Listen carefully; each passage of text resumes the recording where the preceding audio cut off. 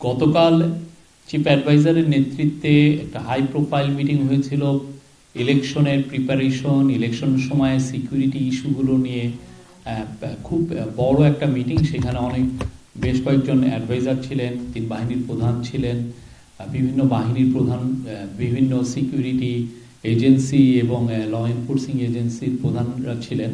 তো এই মিটিংয়ে একটা প্রস্তাব ছিল যে 11ই ফেব্রুয়ারি বুধবার একটা প্রস্তাব ছিল যে যাতে সাধারণ ছুটি ঘোষণা করা হয়। তো কারণ একটা খুব নির্বাচনের আগের দিন, এর ফলে যেটা হবে যে যারা অনেকে ঢাকায় বা বিভিন্ন ইন্ডাস্ট্রিয়াল টাউনে আছেন বা বিভিন্ন বড় শহরে আছেন, তারা তাদের গ্রামের বাড়িতে যেখানে ভোটার সেখানে ভোট দিতে পারবেন এবং এক্ষেত্রে ল অ্যান্ড অর্ডার যে ম্যানেজমেন্টটাও অনেকটা বেটার করা যাবে। তো আজকে এই ক্যাবিনেটের উইকলি মিটিং হয়েছে চিফ অ্যাডভাইজারের নেতৃত্বে। তো আজকের মিটিংয়ে এটা অ্যাপ্রুভ হয়েছে।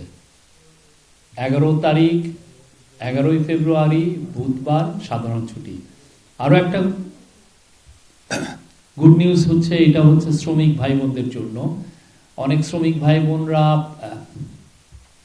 বিভিন্ন শিল্পাঞ্চলে কাজ করেন। তো শিল্পাঞ্চলের শ্রমিক ভাই বোনদের জন্য এই ছুটিটা হবে 2 দিন। মঙ্গলবার শিল্পাঞ্চলের শুধুমাত্র শ্রমিক ভাই বোনদের জন্য। তো এই হচ্ছে আপনার, এটার উপরে একটা অফিসিয়াল অর্ডার খুব শীঘ্রই আসবে, আপনারা এটা পাবেন। তো আমি বলছি তাহলে মোট ছুটি হচ্ছে আসলে 3 দিন। ভোটের দিন ফেব্রুয়ারি 12 পুরোপুরি ছুটি অলরেডি ডিক্লেয়ার করা হয়েছে, আর হচ্ছে ফেব্রুয়ারি 11 বুধবার সাধারণ ছুটি সবার জন্য প্রযোজ্য, আর 10 তারিখ শুধুমাত্র শিল্পাঞ্চলের শ্রমিক ভাই বোনদের জন্য এটা ছুটি। এটা ছিল আজকের ক্যাবিনেটের ডিসিশন।